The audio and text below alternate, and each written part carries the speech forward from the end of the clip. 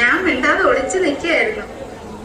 കള്ളി റോസാച്ചെടി കൊണ്ടുവന്നു. ബഷീറേ, ബഷീറേ,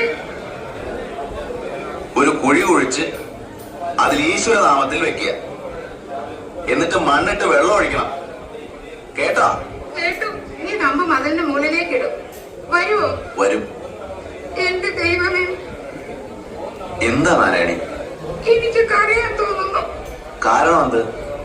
അറിഞ്ഞൂടാ.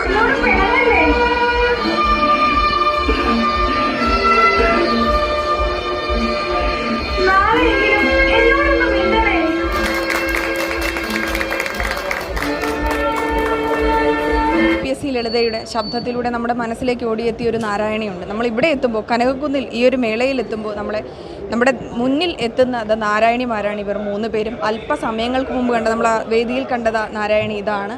വളരെ മനോഹരമായിട്ടുള്ളൊരു പെർഫോമൻസ് ആയിരുന്നു. എങ്ങനെയുണ്ട് ഇതിൻ്റെ ഈ ഒരു പ്രാക്ടീസും കാര്യങ്ങളൊക്കെ നാരായണിയായി ചെയ്യേണ്ടി വരുമെന്ന് തോന്നിയപ്പോൾ എന്താണ്? എൻ്റെ പേര് ശരണ്യ. ഞാൻ അട്ടക്കുളങ്ങര വനിതാ jail assistant president officer work ചെയ്യുന്നു. അപർണ വയനാട് മാനന്തവാടി ജില്ലാ ജയിലിൽ അസിസ്റ്റന്റ് പ്രസിഡന്റ് ഓഫീസറായിട്ട് വർക്ക് ചെയ്യുന്നു. എൻ്റെ പേര് രോഹിണി. ഞാൻ കൊട്ടാരക്കര സ്പെഷ്യൽ സബ് ജയിലിൽ വർക്ക് ചെയ്യുന്നു. ഇവിടെ ഇപ്പോൾ സിക്കയിൽ ട്രെയിനിങ്ങിലാണ്. 3 മാസത്തോളം ആവുന്നു. അപ്പോൾ അതിൻ്റെ ഇടയ്ക്കൂടെയാണ് സാറ് ഇങ്ങനൊരു കാര്യം, അതായത് നവകേരളത്തിൽ ഇങ്ങനെ പ്രോഗ്രാം ഉണ്ട്, നമുക്കൊരു നാടകം സെറ്റ് ചെയ്യണമെന്ന് പറഞ്ഞു.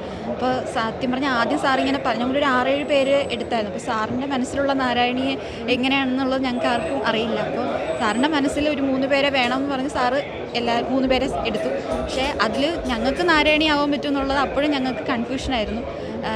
നല്ല പേടിയുണ്ടായിരുന്നു. അതായത് ഇത്രയും ജനപ്രിയമായിട്ടൊരു നോവലിലൊരു ക്യാരക്ടറാണ് നാരായണി. അപ്പം നമുക്കറിയാം അത് കൈകാര്യം ചെയ്ത് വളരെയധികം ശ്രദ്ധയോട് വേണം ചെയ്യേണ്ടത്.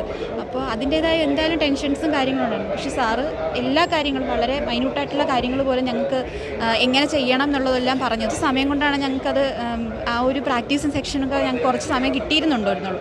അപ്പോൾ അതിന് വേണ്ടിയിട്ട് സാറും പിന്നെ നമ്മുടെ ജയിൽ ഡിപ്പാർട്ട്മെൻറ്റും ഞങ്ങളുടെ ഇൻസ്ട്രക്ടർമാരും ഓഫീസർമാരും കെയർടേക്കർ മേഡം എല്ലാവരും കൂടെ നിന്നു. എല്ലാ കാര്യങ്ങൾക്കും ഞങ്ങൾ അവരുടെ സപ്പോർട്ട് ഉണ്ടായിരുന്നു. ഇത് പണ്ടത്തെ 1943 കാലഘട്ടത്തിലെ ഒരു 22 വയസ്സുള്ള ഒരു പെൺകുട്ടിയാണ്. അപ്പോൾ ഇന്നത്തെ പെൺകുട്ടികളെ പോലത്തെ ഒരു പെൺകുട്ടി ആയിരിക്കില്ല. അപ്പോൾ ആ ഒരു പക്വത കുറവുള്ള അന്നത്തെ ഒരു പെൺകുട്ടിയുടെ ഇമോഷൻസ്, അതും കണ്ടിട്ടില്ലാത്ത ഒരാളെ മതിലിനപ്പുറത്തൂടെ പ്രണയിക്കുന്ന ആ ഒരു ഇമോഷൻസ്, അതിനെ എല്ലാവർക്കും കൺവേ ചെയ്യാൻ ഞങ്ങളെക്കൊണ്ട് സാധിച്ചിട്ടുണ്ടെങ്കിൽ അത് വലിയ ഭാഗ്യം. അതിനുവേണ്ടി ഒരുപാട് സഹായിച്ചിട്ടുള്ള സന്തോഷ് സാറാണ് ഇതിൻ്റെ ഡയറക്ടർ എല്ലാം. അതുപോലെ ഈ ആൾക്കാർക്കിത് എത്തുന്നുണ്ട് എന്ന് അറിയുന്നതിലാണ് നമുക്ക് സന്തോഷമൊന്നുമില്ല. ആദ്യത്തെ പ്രാവശ്യമാണ് ഇങ്ങനെ കയറുന്നത്. ട്രെയിനിങ്ങിനിടയിൽ അത് ഗ്രൗണ്ട് പരേഡൊക്കെ കഴിഞ്ഞിട്ട് ഒരു 1.5 ആഴ്ച സമയത്ത് അത് ഡെയിലി 1.5 മണിക്കൂറേ കിട്ടുള്ളൂ. അപ്പോൾ ആ സമയത്ത് കൊണ്ട് സാറ് ഞങ്ങളെ മാക്സിമം ആ ഒരു ക്യാരക്ടറിനെ കൺസീവ് ചെയ്യാനായിട്ട് ഞങ്ങളോട് പറഞ്ഞു. ആ ബുക്ക് വായിച്ചു, അതുപോലെ സിനിമ കണ്ടു, എന്തെങ്കിലും കാണുമെന്നുള്ളൊരു ചിന്ത, അതെല്ലാം ആ ഒരു 10 മിനിറ്റിനുള്ളിൽ ഇവിടെ എത്തിക്കാനാണ് സാറ് ഞങ്ങൾ ശ്രമിച്ചത്. ജയിൽ വകുപ്പ് ഓർക്കുന്ന തീം സ്റ്റാളിൽ എന്തുകൊണ്ടും അനുയോജ്യമായ ഒരു തീം തന്നെയാണ് വൈക്കം മുഹമ്മദ് ബഷീറിൻ്റെ മതിലുകളിലെ ദൃശ്യാവിഷ്കാരം ചെയ്യുക എന്നത് തന്നെ. ഇതിനു മുമ്പ് അടൂർ കോർപ്പറേഷൻ സാർ ഇത് സിനിമയാക്കിയിട്ടുണ്ട്. നമ്മളിതിൽ കൊണ്ടുവന്നിരിക്കുന്ന ഒരു വ്യത്യസ്തത എന്ന് പറയുന്നത് നാരായണിയുടെ കാഴ്ചപ്പാടിൽ ഇതിനെ ഒന്ന് ചിത്രീകരിച്ചതെന്ന് മാത്രമേ ഉള്ളൂ. സിനിമയിൽ നാരായണിയെ കാണിക്കുന്നില്ല, നാരായണിക്ക് മുഖമില്ല. ഇവിടെ നമുക്ക് KPSCയുടെ ശബ്ദം ഉപയോഗിച്ചുകൊണ്ട് നാരായണിയുടെ മുഖം കാണിക്കുന്നു.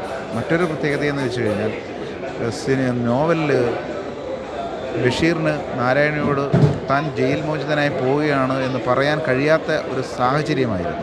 അതായത് അനിയൻ ജയിലർ എന്ന് പറഞ്ഞ ഒരു ഉദ്യോഗസ്ഥൻ ബഷീറിനെ പുറത്തേക്ക് കൂട്ടിക്കൊണ്ടുപോവുകയാണ്. ആ നിമിഷവും ആ മതിലിനപ്പുറത്ത് നിന്ന് നാരായണി ചുള്ളിക്കമ്പെറിയുന്നുണ്ട് ബഷീറിനോട് സംസാരിക്കാനായി. പക്ഷേ അതൊക്കെ നിർവികാരമായി നോക്കിക്കൊണ്ടേ ബഷീറിന് പോകാൻ കഴിഞ്ഞത്.